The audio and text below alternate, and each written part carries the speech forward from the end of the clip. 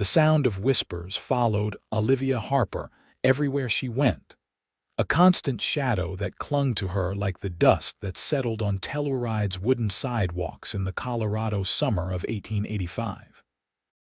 She clutched her 3-year-old son Thomas tighter to her hip as she hurried past the general store, feeling the weight of every judgmental stare burning into her back. "Unmarried mother," she heard Mrs. Patterson hiss to her companion. "Shameful, absolutely shameful."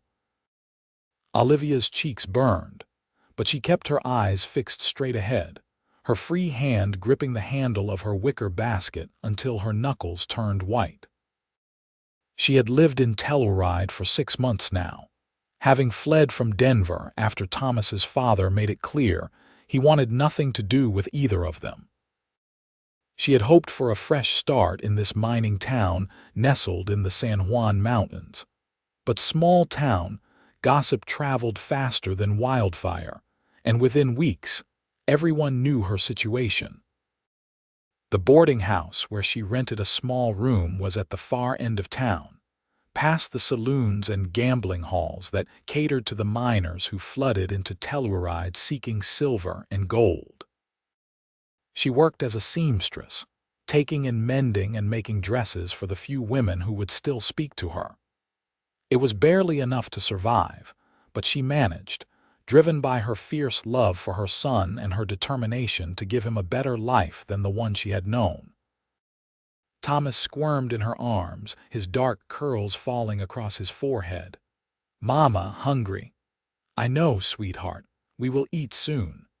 She had bought a small piece of salt pork and some beans at the general store, spending her last few coins. She would figure out tomorrow when tomorrow came. As she turned the corner near the livery stable, she collided with something solid and warm. Strong hands caught her shoulders, steadying her before she could fall.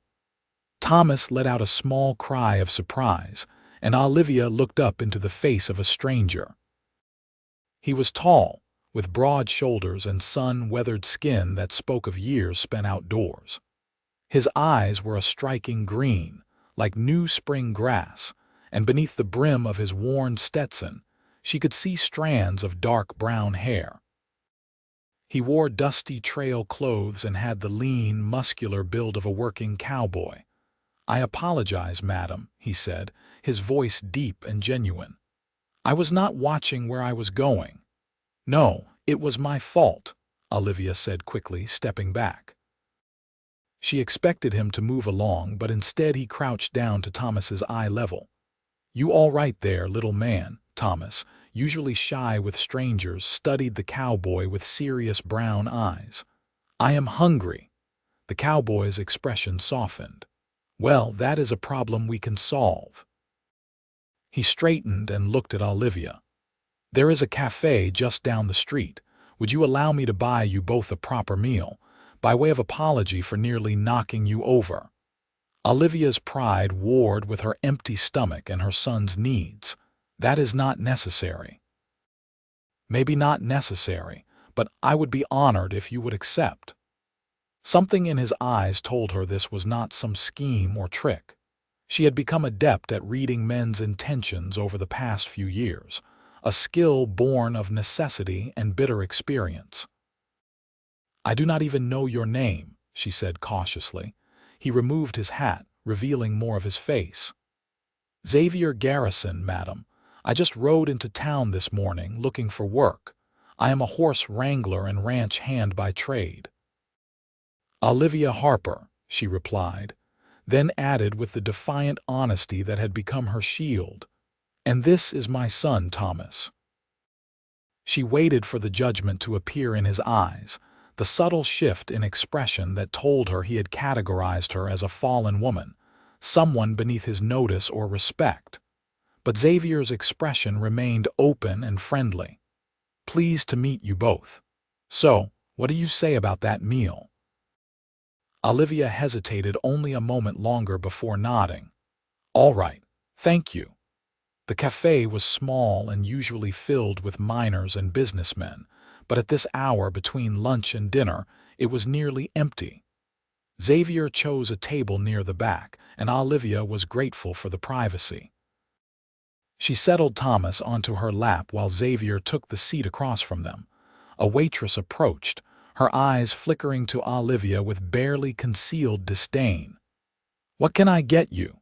"The lady and the boy will have the roast beef special with all the fixings," Xavier said smoothly. "And I will have the same, coffee for me and milk for the boy." "Madam, what would you like to drink?" "Coffee, please," Olivia said quietly when the waitress left. Xavier leaned back in his chair, his manner relaxed and easy.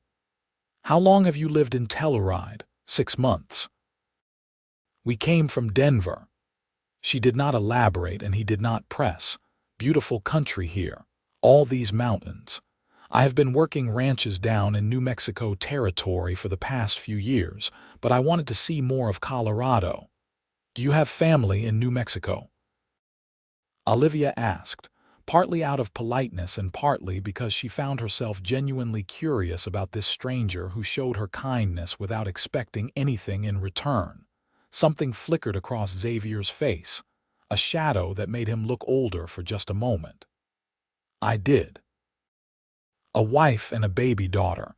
They died 3 years ago. Fever took them both within a week of each other." Olivia's breath caught. "I am so sorry." "Thank you." He met her eyes and she saw old pain there, carefully contained but never fully healed. The baby was only 6 months old. "I never even got to see her grow up, never got to see what kind of person she would become." "That is heartbreaking," Olivia said softly. Thomas, sensing the serious tone, had grown quiet against her chest. Xavier nodded.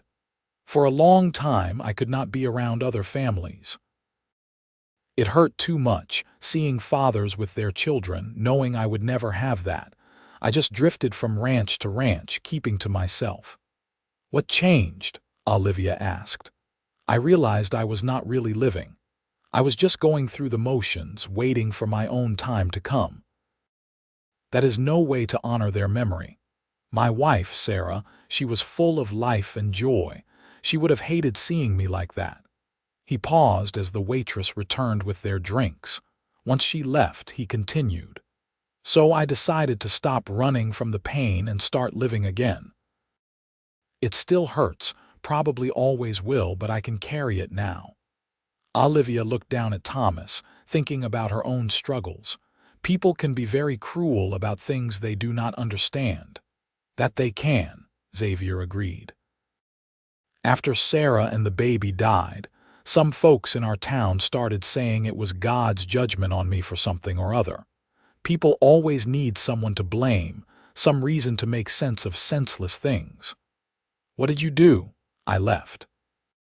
Figured I did not owe those people anything, especially not explanations or justifications for my grief." He took a sip of his coffee.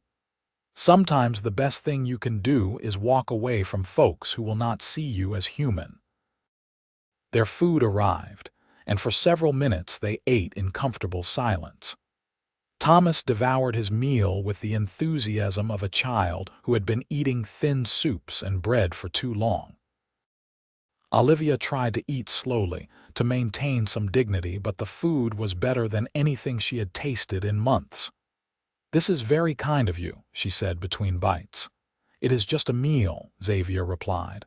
"Though I confess, I have an ulterior motive."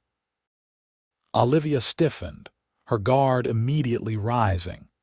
Here it was, the catch, the expectation of payment in some form she could not afford.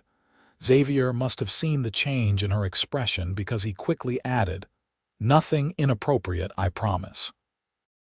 I was hoping you might know of any ranches or stables in the area that might be hiring. You have been here longer than me, and I figure a seamstress probably hears a lot of local news."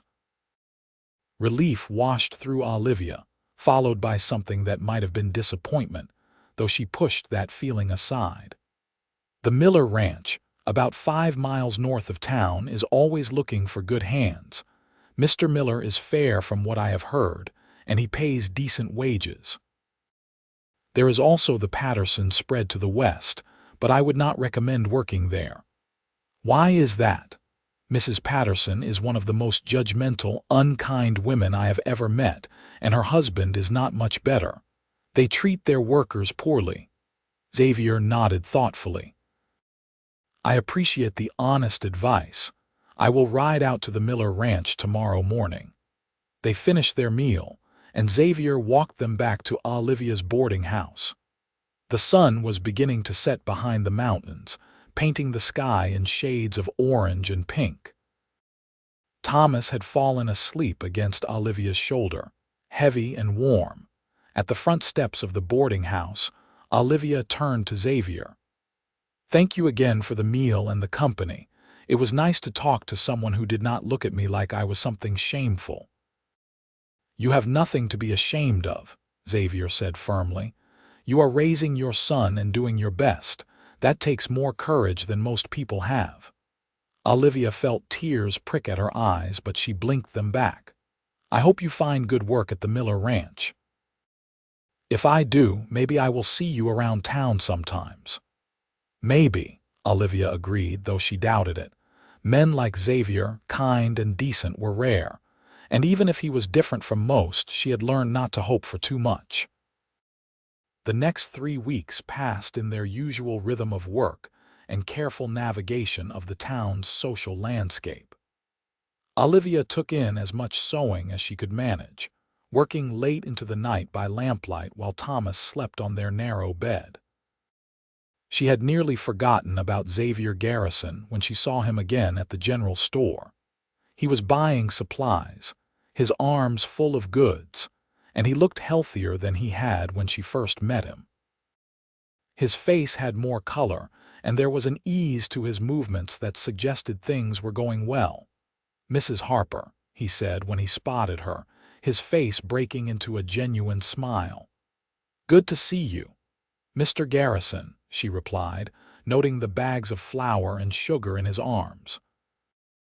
You look like you are stocking up for winter already. Just getting settled. Mr. Miller hired me on the spot, gave me a room in the bunkhouse and steady work. Your recommendation was golden. I am glad it worked out. Thomas, who was holding Olivia's hand, tugged on her skirt. Mama, is that the nice man? Xavier crouched down again, and Olivia noticed he had a way of making himself smaller and less intimidating when he talked to her son. Hello, Thomas. You have grown since I saw you last. I am 3, Thomas announced proudly, holding up 3 fingers. 3. That is very big. I bet you are a good helper for your mama. I help with the sewing, Thomas said seriously. I pick up the pins. That is important work. You have to be very careful with pins. Watching them interact, Olivia felt something warm unfold in her chest, a feeling she had not experienced in years. Hope, maybe, or the beginning of trust. Xavier straightened. I was wondering if you and Thomas might like to come out to the ranch this Sunday. Mr. Miller mentioned there is going to be a small gathering, just the ranch hands and a few families from town. Nothing fancy, just food and maybe some music. I thought Thomas might enjoy seeing the horses. Olivia's first instinct was to refuse. She knew how these social gatherings went. She would arrive, and the whispers would start. The other women would clutch their husbands a little tighter, as if her supposed moral failing might be contagious. But Thomas loved animals, and she hated denying him simple pleasures because of her circumstances. I do not know if we would be welcome, she said carefully. Xavier's expression grew serious. I already mentioned to Mr. Miller that I might invite you and Thomas. He said any friends of mine are welcome on his ranch. His exact words were that he judges people by their character and how they treat others, not by gossip. Horses, Mama, Thomas said excitedly, having caught that word in the conversation. Can we see horses? Looking down at her son's eager face, Olivia could not bring herself to disappoint him. All right, we will come. Wonderful. The gathering starts around noon. I can come into town and escort you out there if you like, save you the walk. "We can manage," Olivia said, not wanting to presume too much on his kindness. "It would be my pleasure," Xavier insisted. "I will come by your boarding house at 11 on Sunday." When Sunday arrived, Olivia dressed Thomas in his best clothes, which she had carefully mended and cleaned. She wore her nicest dress, a deep blue cotton that she had made herself. It was modest and practical, but the color brought out her eyes, and she had taken extra care with her hair, pinning it up in a simple but neat style. Xavier arrived exactly at 11, driving a small wagon pulled by a sturdy bay horse.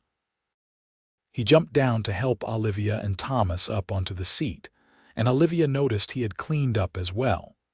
His shirt was pressed, and he smelled faintly of soap and leather. The ride to the Miller Ranch took about half an hour, following a winding road that climbed gently into the foothills. The scenery was breathtaking, with wildflowers dotting the meadows and the mountains rising majestically in the distance. Thomas chattered excitedly the entire way, pointing out birds and clouds, and asking endless questions that Xavier answered with patient good humor. The Miller Ranch was larger than Olivia had expected, with a substantial main house, several barns, and numerous corrals filled with horses. Already she could see wagons and people gathered near the largest barn, and her stomach tightened with anxiety. Xavier seemed to sense her nervousness. "It will be fine," he said quietly. "I promise." They climbed down from the wagon, and immediately a large man with graying hair and a full beard approached them. "This had to be Mr. Miller. You must be Mrs. Harper," he said, extending his hand. "Daniel Miller, welcome to my ranch." Olivia shook his hand, surprised by the genuine warmth in his greeting. "Thank you for having us, Mr. Miller. Any friend of Xavier's is welcome here, and this must be Thomas." He bent down slightly. "We have a new litter of puppies in the barn. Maybe later your mama will let you come see them." Thomas's eyes went wide. Puppies? 8 of them, all fat and fuzzy. For the next several hours, Olivia experienced something she had not felt since Thomas was born, a sense of belonging. Not everyone at the gathering was welcoming. She noticed a few women whisper and turn away when she approached, but there were others, Mrs. Miller in particular, who treated her with genuine kindness. "I heard you are an excellent seamstress," Mrs. Miller said, finding Olivia near the food tables. "I have been looking for someone skilled to make new curtains for our parlor. Would you be interested in the work?" "Absolutely," Olivia said, trying not to sound too eager. "I would be happy to discuss it with you." "Wonderful. Come by the house before you leave today, and I will show you the windows and we can talk about fabric and design." Xavier stayed near Olivia and Thomas throughout the day, not hovering but present, a quiet support. He introduced them to the other ranch hands, took Thomas to see the horses and the puppies, and made sure they had plenty to eat. Olivia watched him with Thomas, saw the gentle way he lifted her son up to pet a horse's nose, the patient way he explained how to approach an animal without frightening it. In the afternoon, someone brought out a fiddle and a guitar, and music filled the air. People began to dance, simple country dances that Olivia remembered from her childhood before everything went wrong. She stood on the sidelines, watching, her foot tapping to the rhythm. "Would you dance with me?" Xavier asked, appearing at her elbow. Olivia hesitated. "I have not danced in years." "Neither have I. We can be rusty together." She glanced at Thomas, who was playing with the Miller children under Mrs. Miller's watchful eye. "All right." Xavier took her hand and led her to where other couples were dancing. The music was lively, a reel that had everyone moving and laughing. Xavier was not a graceful dancer, but he was enthusiastic, and his joy was infectious. Olivia found herself laughing, really laughing for the first time in what felt like forever. When the song ended, they were both breathless. The fiddler immediately started a slower tune and couples rearranged themselves. Xavier hesitated and Olivia could see the question in his eyes. "One more," she said, making the decision for both of them. This dance required them to stand closer, his hand at her waist, her hand on his shoulder. They moved slowly, and Olivia was intensely aware of his presence, the warmth of his body, the calluses on his palm, the way he looked at her like she was someone worth looking at. "Thank you for inviting us today," she said softly. "Thomas is having the best time." "What about you?" Xavier asked. "Are you having a good time?" "Yes," Olivia admitted. "Better than I've had in a long while." "Good. You deserve good times, Olivia. You and Thomas both." The way he said her name without the formal Mrs. Harper sent a small thrill through her. It felt intimate, like a secret shared between them. "Can I ask you something personal?" she said. "Of course." "Why are you being so kind to us? You barely know us." Xavier was quiet for a moment, considering his answer. "Because when Sarah and the baby died, there were a few people who showed me kindness when I needed it most. They did not have to, did not gain anything from it, but they did it anyway. I promised myself that if I ever had the chance to be that person for someone else, I would. And because I like you and Thomas, you are good people dealt a hard hand. Most men would not want to associate with a woman like me." "Then most men are fools," Xavier said firmly. "You made choices, or maybe choices were made for you. Either way, you are doing your best to take care of your son and live with dignity. That is more than a lot of so-called respectable people can say." The song ended too soon, and they stepped apart. Olivia felt flushed and unsettled, but in a good way, like the ground beneath her feet had shifted into a more stable configuration. As the sun began to set, Xavier drove Olivia and Thomas back to town. Thomas fell asleep between them on the wagon seat, exhausted from the day's excitement. The evening air was cool and pleasant, and Olivia found herself reluctant for the day to end. "Mrs. Miller wants me to make curtains for her parlor," Olivia said, breaking the comfortable silence. "That is wonderful. She is very particular about her house, so if she asked you, it means she trusts your skill. It will be good money, enough to get us through the winter if I am careful." "You are a good mother," Xavier said. "Thomas is lucky to have you." Olivia felt her throat tighten with emotion. "Sometimes I worry it is not enough, that he would be better off with a real family, a father." "You are a real family, and who says he will not have a father someday? What man would want to take on another man's child and a woman with a ruined reputation?" Xavier looked at her steadily. "The right kind of man would not see it as taking on a burden. He would see it as gaining a family." There was something in his tone, something that made Olivia's heart beat faster. But she was afraid to hope, afraid to read too much into his words. When they reached the boarding house, Xavier helped them down from the wagon. Thomas woke briefly, sleepy and content. "Thank you for the horses," he mumbled against Olivia's shoulder. "You are very welcome, little man," Xavier replied, ruffling his hair gently. "Thank you for everything," Olivia said. "It was a perfect day." "The first of many, I hope," Xavier said. "Would it be all right if I called on you sometime? Maybe took you and Thomas on a picnic or something?" Olivia felt something bright and warm bloom in her chest. "I would like that very much." Over the following weeks, Xavier became a regular presence in their lives. He would come into town on his days off, sometimes bringing small gifts for Thomas: a carved wooden horse, a bag of peppermints, a picture book he had found at the general store. For Olivia, he brought respect and companionship, things more valuable than any material gift. They went on picnics in the meadows outside town, where Thomas could run and play while they talked. Xavier told her about his childhood on a farm in Missouri, about learning to work with horses from his grandfather, about the dreams he and Sarah had before illness stole them away.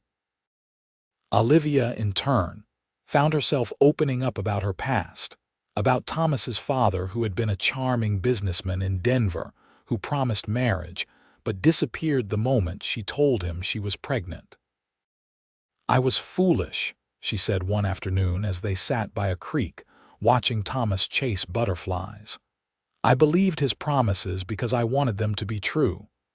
My parents had died the year before, and I was alone and grieving. He seemed like an answer to everything." "You were not foolish," Xavier said. "You were trusting. He was the one who failed, not you. Society does not see it that way. Society is often wrong." He picked up a smooth stone and skipped it across the creek's surface. "I have been thinking a lot lately about second chances, about how rare it is to find someone who understands loss and struggle, who does not judge you for your scars." Olivia looked at him, her heart suddenly pounding. "Xavier, I am saying this poorly," he continued, turning to face her fully. "What I mean is, I have feelings for you, Olivia. Real feelings. I think I have since the day we met, when you looked at me with Thomas on your hip and dared the world to judge you. You are one of the strongest people I have ever met." "I have feelings for you too," Olivia admitted, the words tumbling out before she could stop them.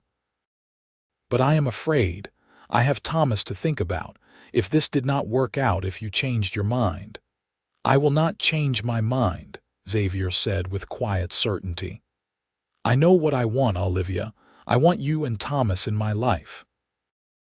I want to be the man who stands beside you, who helps you carry the load. I want to be a father to Thomas if you and he will have me." "Do you mean?" Olivia could barely breathe. "I am saying I want to marry you. Not someday, not eventually. Soon, as soon as you will have me." He took her hand, his calloused fingers warm and strong around hers. "I know people will talk. They will say I am a fool, or that you trapped me, or 100 other cruel things. But I do not care about any of that. I care about you and Thomas and building a life together." Tears streamed down Olivia's cheeks, but they were good tears, happy tears. "Yes," she whispered. "Yes, I will marry you." Xavier pulled her close, and she went willingly, resting her head against his chest and listening to the steady beat of his heart. Behind them, Thomas laughed at something, the sound bright and carefree. "I should ask Thomas too," Xavier said. "He should have a say in this." They called Thomas over, and Xavier knelt down to his eye level again. "Thomas, I have something important to ask you. How would you feel if I married your mama? That would mean I would be your papa and we would all live together as a family." Thomas looked at Xavier solemnly. "Would we still see the horses?" Xavier laughed. "All the time. We would live at the ranch. And the puppies too." Thomas considered this, then nodded decisively. "Okay, you can be my papa." Xavier scooped Thomas up in his arms, and Olivia joined them, the three of them standing there by the creek in a tight embrace. It felt right in a way Olivia had never experienced before, like puzzle pieces finally fitting together. The news of their engagement spread through Telluride faster than a spring flood. As Xavier had predicted, there was talk. Mrs. Patterson declared it a scandal on top of a scandal. The preacher's wife sniffed that Xavier was clearly not thinking clearly. Several of the so-called respectable women of the town made their disapproval loudly known, but there were supporters too. Mrs. Miller was delighted and immediately began planning a celebration at the ranch. Several of the other ranch hands congratulated Xavier and promised to stand up with him at the wedding. And Mr. Miller himself pulled Xavier aside one day and told him he was making a good choice. "That woman has more character in her little finger than most of these gossiping hens have in their whole bodies," Mr. Miller said. "You treat her right, and you will have a good life." "I intend to," Xavier assured him. They decided to have a simple ceremony at the ranch, performed by a traveling preacher who came through Telluride once a month. Olivia made herself a new dress, pale yellow with white lace at the collar and cuffs. Mrs. Miller insisted on making the food for the small reception, and several of the ranch hands decorated the barn with wildflowers and ribbons. The night before the wedding, Olivia sat in her small room at the boarding house, looking around at the cramped space that had been her home for the past months. Tomorrow she would leave this behind and start a new life. It felt surreal, like a dream she might wake from at any moment. There was a soft knock at her door. When she opened it, she found Mrs. Potter, the boarding house owner, standing there with a small package. "I heard you are getting married tomorrow," Mrs. Potter said. She was an older woman, stern-faced and practical, and she had never been particularly warm to Olivia. "I want you to have this." Olivia unwrapped the package to find a beautiful shawl, delicate cream-colored lace worked in an intricate pattern. "Mrs. Potter, this is lovely, but I cannot accept." "It was my daughter's," Mrs. Potter said. "She died young, about your age. I have been saving it for someone who would appreciate it. You are a good girl, Olivia Harper. You have worked hard and kept your dignity. That Garrison fellow is lucky to have you." Olivia felt tears well up. "Thank you for this and for everything." Mrs. Potter patted her hand awkwardly. "You just be happy. That is thanks enough." The wedding day dawned clear and beautiful, the sky a brilliant blue without a single cloud. Xavier arrived at the boarding house in the wagon, dressed in his best clothes with his hair neatly combed.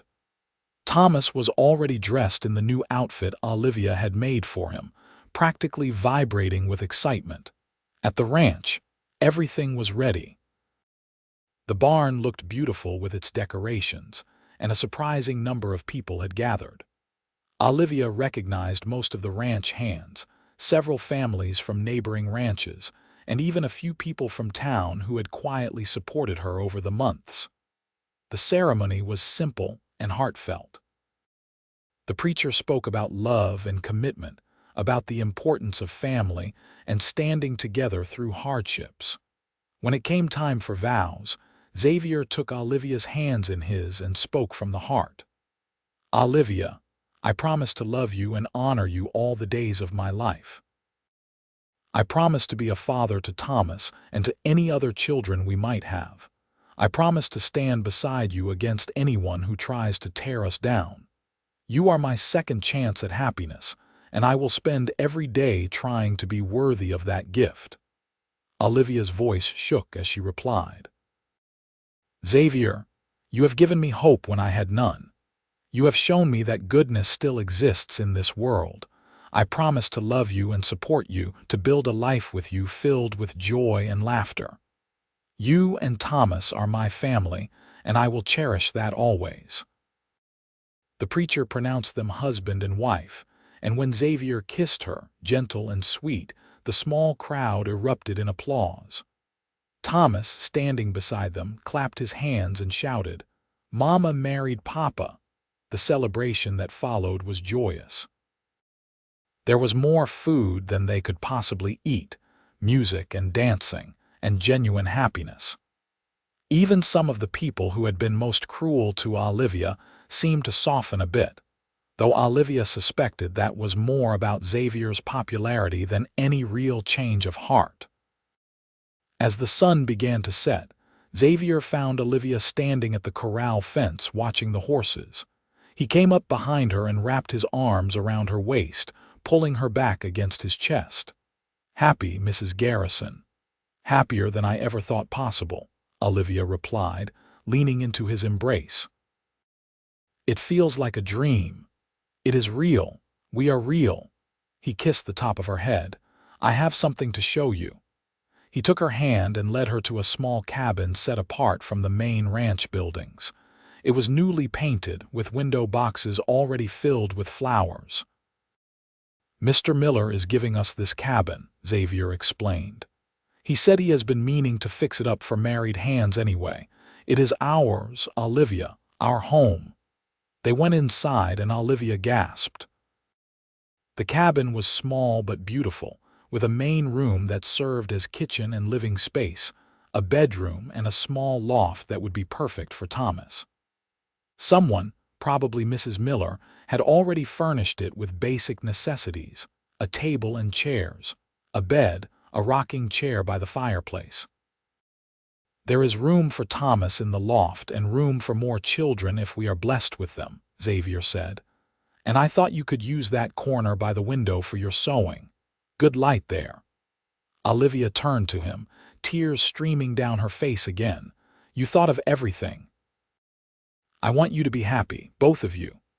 They heard small footsteps on the porch and Thomas burst through the door, followed by Mrs. Miller. "Sorry," Mrs. Miller said with a smile. "He wanted to see your new home." "My room is upstairs," Thomas shouted, having already discovered the loft. "Can I sleep here tonight?" Xavier looked at Olivia, who nodded. This was their family now, all three of them. "Of course you can. This is your home too." That night, after Thomas had fallen asleep in the loft and the celebration at the ranch had wound down, Xavier and Olivia stood together on the porch of their cabin, looking up at the stars that blazed across the Colorado sky. "You ever think about Sarah?" Olivia asked softly. "About what she would think of all this?" Xavier was quiet for a moment. "I do. And I think she would be happy for me. She would have liked you. She always said that strength came in different forms, that the strongest people were the ones who kept going even when everything was against them. That is you, Olivia. I think she must have been a wonderful person. She was. And so are you. I'm not trying to replace what I had because I know that is impossible. But I am building something new, something just as precious. I have room in my heart for both of you, for all the love and loss that made me who I am." Olivia rested her head on his shoulder. "Thomas's father made me believe I was worthless, that no decent man would ever want me. I started to believe it myself. Then he was a damned fool who did not deserve you, and I will spend the rest of my life making sure you never doubt your worth again." They went inside, to the bedroom that was now theirs, and for the first time in years, Olivia felt truly safe, truly loved. Xavier was gentle and patient, and afterward, as she lay in his arms listening to his steady breathing, she thought about how strange life was, how tragedy and joy could be so intertwined, how the worst moments could lead to the best ones. The next months passed in a blur of happiness and adjustment. Olivia settled into life at the ranch, finding that she loved the open spaces and the rhythm of ranch life. She continued her sewing work, but now it was by choice rather than desperate necessity. Mrs. Miller recommended her to several wealthy families in the area, and soon Olivia had more work than she could handle. Thomas thrived in his new environment. He followed Xavier everywhere when his papa was not working, learning about horses and ranching. Xavier taught him to ride on a gentle old mare, to recognize different bird calls, to skip stones across the creek. The bond between them was genuine and deep, and watching them together never failed to make Olivia's heart swell. One evening in late autumn, about 5 months after the wedding, Olivia realized she had missed her monthly bleeding. She waited another week to be sure, then another, before she finally told Xavier.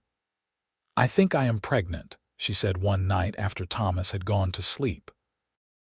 They were sitting by the fire and Xavier was carving a new toy horse for Thomas. His hand stilled, and he looked up at her with such joy that it took her breath away. "Are you sure?" "As sure as I can be. I have felt this way before with Thomas. The tiredness, the way certain smells make me ill. I think by summer we will have another child." Xavier set aside his carving and pulled her into his arms. "This is wonderful, amazing, thank you." "Thank you," Olivia replied, "for giving me a reason to be happy about it. When I found out I was pregnant with Thomas, I was terrified. His father was already pulling away and I knew I would be facing it alone. But now, with you, I am just happy. You will never face anything alone again, Xavier promised. Whatever comes, we face it together. Winter came to the mountains, blanketing everything in snow. The work at the ranch slowed down, and Xavier spent more time at home. He was attentive to Olivia's pregnancy, making sure she did not overwork herself, bringing her tea in the mornings, rubbing her feet when they ached. Thomas was excited about becoming a big brother, though he did not fully understand what that meant. He would talk to Olivia's growing belly, telling the baby about the horses and the puppies and all the things they would do together. Christmas that year was the happiest Olivia could remember. They cut a small pine tree and decorated it with strings of popcorn and paper ornaments Thomas made. Xavier gave Olivia a beautiful music box he had ordered from Denver, and she gave him a warm wool coat she had made herself. Thomas received new clothes, books, and, of course, more toy horses. On Christmas night, after Thomas was asleep, Xavier and Olivia lay in bed talking about the future. "I have been thinking," Xavier said. "Once the baby comes and is old enough, I would like to start our own small ranch. Nothing huge, just a few acres where we could raise horses and maybe some cattle, build our own place." "That sounds wonderful," Olivia said, "though I love this cabin and the Millers. I do too, and we would not be far. But I want to build something that is ours, something to pass down to Thomas and the new baby and any other children we might have." "Any other children?" Olivia teased. "You want more." "I want as many as we are blessed with," Xavier said seriously. "I want a big family, a house full of noise and laughter. I want to fill up all those empty spaces that loss carved out." "I want that too," Olivia whispered. As winter turned to spring, Olivia's pregnancy became obvious. She had worried about going into town, about the gossip that might start about how quickly she had gotten pregnant after the wedding. But to her surprise, most people were kind. It seemed that being married to Xavier gave her a respectability she had never had as a single mother. There were still a few who whispered, of course. Mrs. Patterson made snide comments about loose morals, and a few others seemed determined to see scandal where there was none. But Olivia found she did not care as much anymore. She had Xavier and Thomas and a baby on the way. She had a home and a community of people who cared about her. The opinions of small-minded gossips mattered less and less. In early June, on a warm evening when the wildflowers were in full bloom, Olivia went into labor. Xavier rode hard to fetch the midwife while Mrs. Miller stayed with Olivia and Thomas. The labor was long and difficult, and there were moments when Olivia was frightened, remembering the women she had known who died in childbirth. But Xavier was there, holding her hand, encouraging her, and just after dawn, their daughter was born. She was healthy and loud, with a thick shock of dark hair and Xavier's green eyes. "What should we name her?" Xavier asked, cradling the tiny bundle with a gentleness that made Olivia fall in love with him all over again. "I was thinking Rose," Olivia said. "Rose Sarah Garrison. After your first wife, if that is all right with you." Xavier's eyes filled with tears. "Sarah would have been honored, thank you." Thomas was allowed to come in and meet his sister, and he approached cautiously, eyes wide. "She is so small." "You were this small once," Olivia told him. "Can she play with me?" "Not yet, but someday." "You are her big brother now. That is an important job." Thomas took his role seriously, always wanting to help with the baby, bringing her toys, singing to her in his childish voice. Xavier was a devoted father to both children, treating Thomas and Rose with equal love and attention. As Rose grew from an infant into a curious toddler, Xavier made good on his dream of starting their own ranch. Mr. Miller helped them find a good piece of land about 3 miles from his spread, with a creek running through it and good grazing. Xavier and some of the other ranch hands built a house, larger than the cabin but still modest, with room for their growing family. They moved in when Rose was 2 years old, and Olivia stood on the porch of their new home, looking out at the land that was theirs. Thomas, now 6, was helping Xavier build a corral. Rose was toddling around the yard, chasing chickens. How did we get so lucky? Olivia asked when Xavier came to stand beside her. It was not luck, Xavier said. It was courage. You had the courage to keep going when everything was against you. I had the courage to try again after loss. We found each other because we were both brave enough to stay open to the possibility of happiness. Over the next few years, their ranch grew and prospered. They raised horses primarily, with Xavier's skill as a wrangler earning them a good reputation. Olivia continued her sewing, but now it was more of a hobby than a necessity. They were not wealthy, but they were comfortable and, more importantly, happy. When Rose was 4, Olivia discovered she was pregnant again. This time it was twin boys, identical copies of Xavier with his green eyes and dark hair. They named them Daniel after Mr. Miller and James after Olivia's father. The house was chaos with 4 children, especially with infant twins. But it was a joyful chaos. Thomas, now 9, was a responsible older brother who helped with the younger children. Rose was a bright, curious child who asked endless questions about everything. And the twins, once they were old enough, were into everything, constantly exploring and getting into mischief. On a summer evening, when Thomas was 12 and preparing to start helping more seriously with the ranch work, the family gathered on the porch after supper. It had become a tradition, this evening time when they would sit together and talk about their days. "Papa, can you tell us about how you and Mama met?" Rose asked. She had heard the story before, but she loved hearing it again. Xavier pulled Olivia close to his side. "Well, your mama quite literally ran into me on the street in Telluride. She had your brother Thomas with her, and I nearly knocked them both over." "And then what?" Rose prompted, even though she knew. "Then I asked if I could buy them dinner, because any gentleman would do that after nearly causing a lady to fall." Thomas, who was old enough now to understand more of the real story, added, "And Mama was brave enough to say yes, even though people were not kind to her."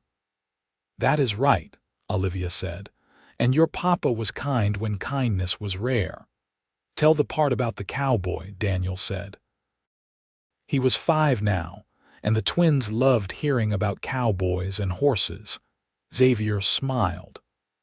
"I told your mama that people had been unkind to me too, after I lost my first wife and baby. I told her that her having Thomas without being married did not matter to me because I understood what it was like to be judged unfairly." "You said, that makes 2 of us," James piped up.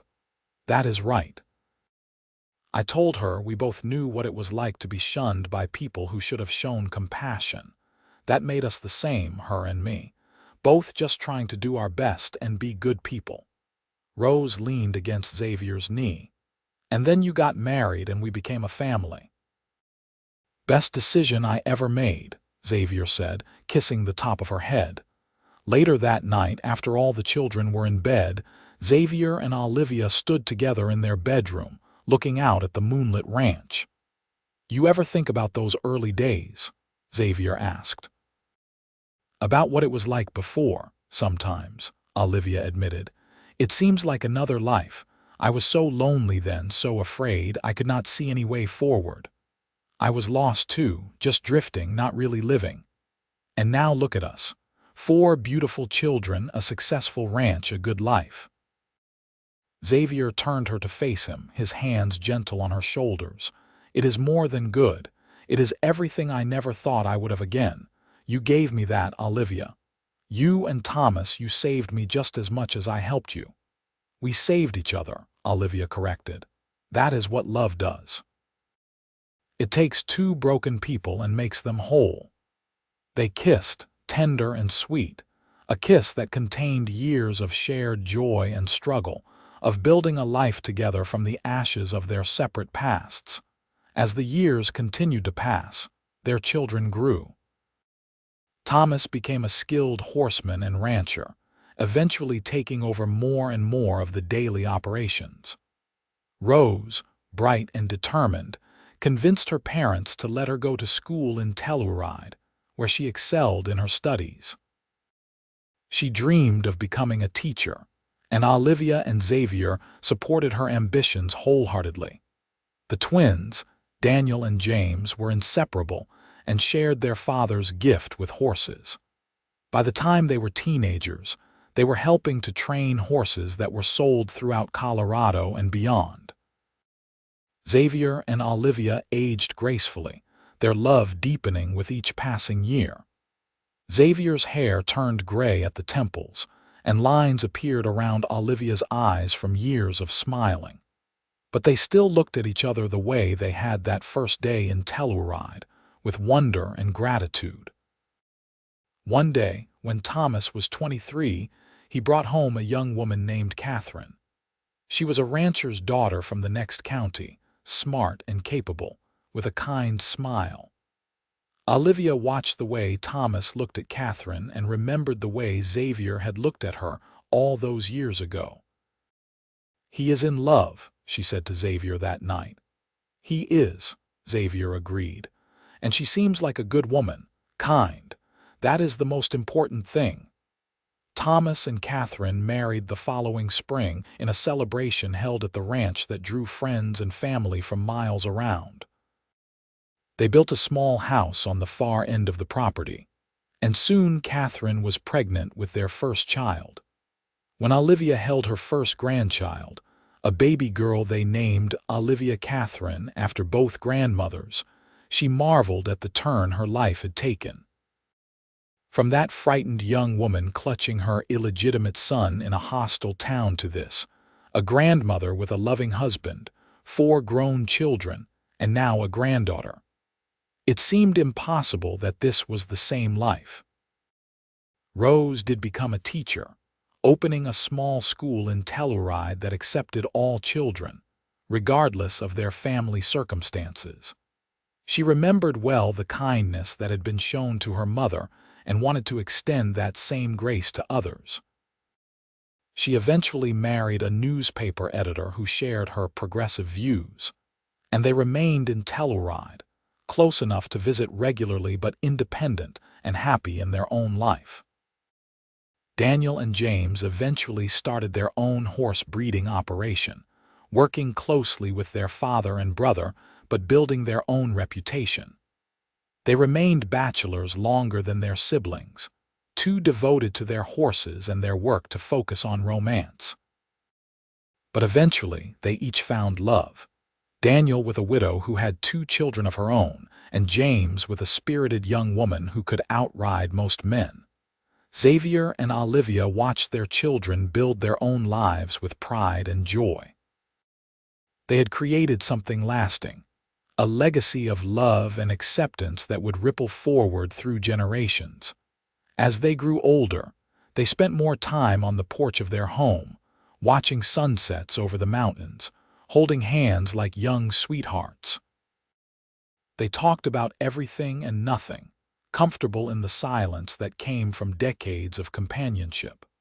On their 30th wedding anniversary, their children and grandchildren gathered to celebrate. The ranch was full of noise and laughter, exactly as Xavier had always wanted. After the celebration, as the sun set in brilliant shades of orange and pink, Olivia and Xavier stood together on their porch, surveying all they had built. "I have been thinking about that day we met," Xavier said. "About how close I came to not walking down that particular street at that particular time. Fate," Olivia said. "It had to be. Maybe. Or maybe it was just 2 broken people who needed each other, finding their way to the same place at the same time. Either way, I am grateful. For all of it, even the hard parts that led us here." Xavier pulled her close, and she rested her head against his chest, listening to his heartbeat, a sound as familiar to her as her own breathing. "I love you, Olivia Garrison. I have loved you from the moment you looked at me with fire in your eyes and dared the world to judge you. I love you too, Xavier. You showed me that being shunned did not mean being unworthy. You taught me that love could heal almost anything." They stood there as the stars began to appear, holding each other, two souls who had found their way home. The years continued to be good to them. They saw more grandchildren born, watched their children prosper, and built a reputation in the region not just for raising fine horses, but for their kindness and fairness. People remembered Olivia's story, the woman who had been shunned and the cowboy who had loved her anyway, and it became a sort of legend in Telluride, a reminder that grace and compassion mattered more than rigid social rules. When Xavier was in his early 60s, he took ill one winter. It was pneumonia, and for several terrifying weeks, Olivia thought she might lose him. She sat by his bedside day and night, holding his hand, praying to a God she had not always been sure was listening. But Xavier pulled through, stubborn and strong, fighting his way back to health. When he was finally able to sit up and take notice of the world again, he looked at Olivia's exhausted face and said, "I am not going anywhere yet. We have more sunsets to watch together." "You better not," Olivia replied, tears streaming down her face. "I am not done with you yet, Xavier Garrison." After that scare, they both became more conscious of time, of the fact that they were growing old and their years together, though full and happy, were not infinite. They made sure to tell each other, "I love you," every day. They took time to sit with each of their children and grandchildren, sharing stories and wisdom. They wanted to make sure their legacy was not just land and horses, but values, love, and the knowledge that everyone deserves a second chance. On a spring morning, when Olivia was 68 and Xavier was 70, they took a ride together up into the mountains. It was something they had done often in their younger years, but less frequently as age slowed them down. But on this day, the weather was perfect, and they felt strong enough for the journey. They rode to a meadow filled with wildflowers, the same meadow where Xavier had proposed all those years ago. They dismounted and walked hand in hand through the flowers, remembering. "This is where you asked me to marry you," Olivia said. "Best question I ever asked, and you gave me the best answer." "Do you have any regrets?" Olivia asked. "About any of it?" Xavier looked at her seriously. "Not a single one. Every day with you and our family has been a gift. I got to raise 4 incredible children, 3 of them mine by blood and 1 mine by choice and love. I got to build a life with the woman I love. I got to see what it means to create something lasting and good. How could I regret any of that? I used to think my life was over when I found out I was pregnant with Thomas," Olivia confessed. "I thought I had ruined everything, that I would never be happy or loved. And then you came along and proved that the story I was telling myself was wrong." "We both got second chances," Xavier said. "We both got to start over, but this time together." They spread a blanket and sat in the meadow for hours, talking about their children and grandchildren, about the ranch and the future. They made love tender and slow, 2 old lovers who knew each other's bodies as well as their own. Afterward, they lay in each other's arms, watching clouds drift across the blue sky. "When my time comes," Xavier said quietly, "I want you to know that I will be grateful. For every day, every moment, every sunrise and sunset we shared." "Do not talk about that," Olivia protested. "I am not being morbid," Xavier assured her. "I am just saying that whenever it happens for either of us, there should be no sadness, only gratitude for what we had." "There will be sadness," Olivia said, "but also gratitude. You taught me what love really means, Xavier." Not the passionate rush I felt for Thomas's father, but real, deep, lasting love. The kind that builds a life, that endures through hardship and change. They rode back to the ranch as the sun began to set, their horses walking side by side. As they approached their home, they could see lights in the windows and smoke rising from the chimney. Thomas and his family had come for dinner, and through the windows, they could see their grandchildren playing. "Look at what we made," Xavier said, gesturing to the scene before them. "All of this, from that day we ran into each other in Telluride. From you having the courage to see me as a person, not a scandal," Olivia corrected. "From us both being brave enough to try again." They dismounted and walked hand in hand to their house, where their family waited, where love and laughter would fill the evening, where the legacy of two broken people who chose to heal together would continue forward into the future. Years later, when they were both in their late 70s, Xavier passed away peacefully in his sleep. He simply did not wake up one morning, his hand still holding Olivia's, his expression peaceful. Olivia mourned him deeply but not desperately. They had been blessed with decades together, and she carried those memories like treasures. She lived another 5 years, spending time with her children and grandchildren and even great-grandchildren. She told them stories about their grandfather, about his kindness and strength, about the way he had loved without judgment or condition.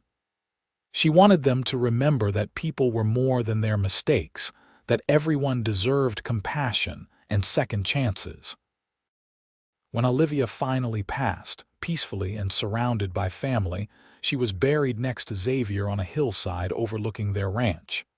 Their headstones were simple: Xavier Garrison, 1827–1904. Beloved husband, father, and grandfather. He loved without judgment. Olivia Garrison, 1830–1909. Beloved wife, mother, and grandmother. She lived with courage, but their real legacy was not in stone but in the lives they had touched, the family they had created, the example they had set. In Telluride and the surrounding ranches, people still told the story of the shunned woman and the cowboy who loved her, the two broken people who built something beautiful together. Thomas took over the ranch fully, running it with the same fairness and kindness his parents had shown.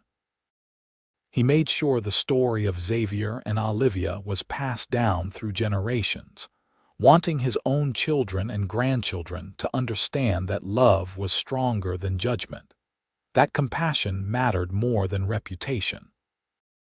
Rose's school in Telluride continued to accept all children, regardless of their family circumstances, and she instilled in her students the values her mother had lived by: dignity, courage, and the belief that everyone had worth. Daniel and James continued the horse breeding operation, becoming known not just for the quality of their animals but for their integrity and kindness, traits their father had modeled every day of his life. The ranch that Xavier and Olivia had built remained in the family for generations, a testament to what two people could create when they chose love over judgment, when they saw each other's humanity before they saw each other's mistakes. And in the town of Telluride, on quiet summer evenings when the light turned golden and the mountains stood proud against the sky, old-timers would sometimes tell the story of Olivia and Xavier, of how they met and fell in love, of how they proved that second chances were real, and that the greatest love stories were often the ones born from hardship and healing. It was a story that reminded people that the past did not have to define the future, that mistakes were not the end but could be the beginning of something beautiful, that the greatest courage was found in vulnerability and in the willingness to try again, even after loss. Olivia and Xavier's love story became part of the fabric of Telluride, woven into its history alongside stories of silver strikes and harsh winters, and the endless determination of people trying to build lives in unforgiving country. But their story was different because it was fundamentally about hope, about the transformative power of seeing and being seen, of loving and being loved, of two souls finding each other in the vast wilderness and choosing to walk together through whatever came. Their children, grandchildren, and great-grandchildren carried forward their legacy, not just in name but in how they lived their lives. They remembered the lessons Xavier and Olivia had taught them, that people were more than their worst moments, that love could heal deep wounds, that family was not just about blood but about choice and commitment and showing up day after day. And so, the story continued, generation after generation, a reminder that in the wild and often harsh world of the American West, the greatest adventures were not always about taming land or finding gold but about finding each other, about building something lasting from the ruins of broken dreams, about proving that love, real love, was the most powerful force of all. In the end, Xavier and Olivia's story was not about scandal or judgment or the cruelty of small-minded people. It was about two people who recognized in each other a kindred spirit, who saw past the surface to the strength and goodness beneath, who chose each other every single day for decades, who built a family and a legacy that would endure long after they were gone. It was the story of how a shunned woman and a grieving cowboy found each other in a dusty Colorado mining town and created something beautiful, something that would echo through time, a love story for the ages, simple and true and enduring as the mountains themselves.